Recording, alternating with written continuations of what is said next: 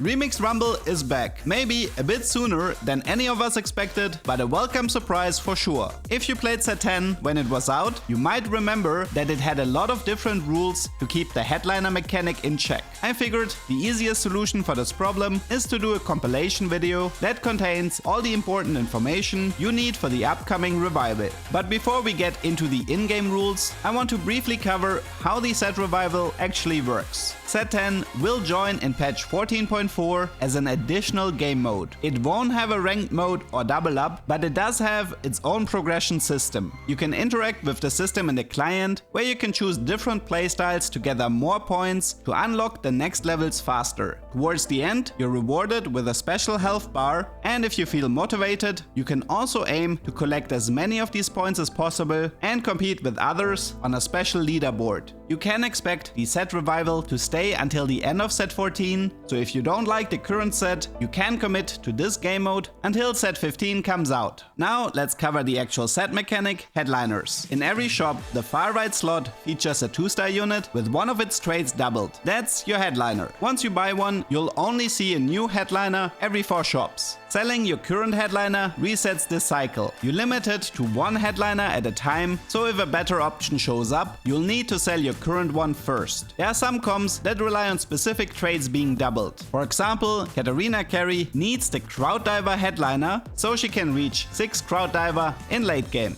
It's possible to force this outcome because headliner traits alternate. If you skip a country Katarina, the next Katarina you see as a headliner is guaranteed to be a Crowd Diver. However, this trick doesn't work the same for units with 3 traits like Yone or Set. Skipping one trait only removes it from the next appearance. It doesn't guarantee the one you want. For instance, if you skip Edgelord Yone, the next version will be either Heartsteel or Crowd Diver. If you then see Crowd Diver, the next time it's a 50-50 between Heartsteel and Edgelord. Because of this, you want to avoid chasing specific headliners for units with 3 traits. You can also find a lot of other hidden rules in the game, especially the lockout rule, which was rather infamous. In the past, skipping a headliner caused you to get locked out of the same trait for at least 4 shops. This part of the rule appears to be removed. You can find something like 2 bruisers back to back with no restrictions. However, when you skip a unit, it still takes a minimum of 7 shops before you can see it again. Tier 4 units need 4 shops, and Tier 5 units can appear again after 3 shops. Back in set 10, players actually found a way to bypass this rule by buying and selling the headliner to reset the cooldown and cycle through the units faster. Keep in mind, this no longer works. The set revival is played on the final patch of set 10, and this interaction was removed a long time ago. The second rule was put into place to prevent players from hard forcing 3-star units with the headliner mechanic. If you hold more than 4 copies of a Tier 4 or Tier 5 unit, it can't show up as a headliner. For example, if you have 5 Ezreal copies and sell your headliner hoping for Ezreal to appear, it won't happen. You have to sell one of your Ezreal copies first to make sure you only have a maximum of 4 copies and then start rolling. This limitation does not affect units in Tier 1, 2 or 3. For the lower tiers, you are free to collect 6 copies and finish your 3-star with a headliner. The last hidden rule is similar, but it only becomes relevant if you already have a 3-star unit. As you know, when you upgrade a unit to 3-star, you won't see this unit in your shop anymore. In the set 4 revival, this rule didn't apply to Chosen, which was a crucial part of my strategy to create a 4-star Tier 3 unit. Unfortunately, this does not work in the set 10 revival. This rule is surprisingly relevant for augments like Worth the Wait, because if you have 8 copies and don't have your headliner yet, you need to roll, or you will have to find a different headliner and delay your 4-star unit by 3 turns. Next up, let's talk a bit about the champion pool. Usually this topic creates a heated debate for set revivals because Riot experimented with both increasing the amount of units and giving each player their own champion pool. For set 10, the champion pool will be 50 Tier 1 units, 40 Tier 2 units, 30 Tier 3 units, 12 Tier 4 units and 10 Tier 5 units. While the champion pool is slightly larger compared to the original, you are sharing the units with the rest of the lobby. The goal here idea seems quite clear. It's more than possible for multiple players to play the same reroll comp and still hit all of their core units, but you can expect less 3-star tier 4 and tier 5 units, especially compared to the set 4 revival. Another small change you can expect affects starting encounters and augments, as they are based on the current set 14. If you were a fan of the augment fully adapted and then play Lilia carry,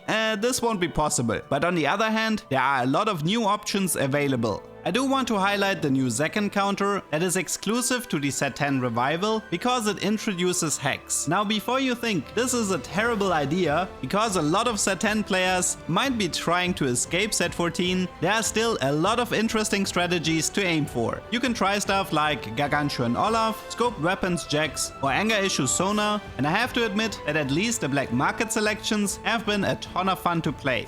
Go Olaf! Don't die! Do not die, Olaf! What is the machine?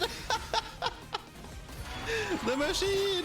Something that hasn't changed regarding augments is the lack of emblems. There are no crest, crown or circlet augments in set 10. This makes getting prismatic traits like 10 KDA or 10 pentakill much more difficult, even though they only need 2 emblems. Considering how unreliable carousels are, you will have to get your spatulas from loot subscription, the wandering trainer or gamble on the 300 hard steel cash out. While the traits in set 10 have not been changed, there is one trait in particular that causes more questions than any other. The culprit of course is EDM, but thankfully it can be summarized rather quickly. There are a total of 4 EDM units with Jax, Lux, Zed and Zac. When you activate the trait, you get a consumable you can use on one of your EDM units. Every few seconds, every EDM unit will transform into the sampled unit and cast the same spell. What's important to remember is that the transformation is unique, meaning there is no point in running a unit twice or using artifacts like Trickster's Glass or Suspicious Trenchcoat. There can only be one transformation per unique EDM unit. When a unit transforms, it copies the star level and base damage of the sampled unit. For example, if you have a Lux 1-star and a Jax 3-star, then the Lux 1-star will briefly pretend to be a Jax 3-star. In this example, it doesn't matter if the Jax 3-star has a lot of AP items because every unit scales for themselves. If you want your other EDM units to deal a lot of damage, they will need items. This also applies to Spell Crit, making Piercing Lotus one of the better augments to pick up when playing EDM. One trick you can use is to position Lux in the second or third row to potentially make her jump into the enemy backline, because the Jax jump uses the attack range +1, but sadly this is a bit unreliable because the ability prioritizes the highest HP enemy within that range. While there is a lot more to cover, I think this should be enough to help you find your footing in the set 10 revival. I already had a lot of fun with it, and I'm hoping to find you there as well, as long as you don't intend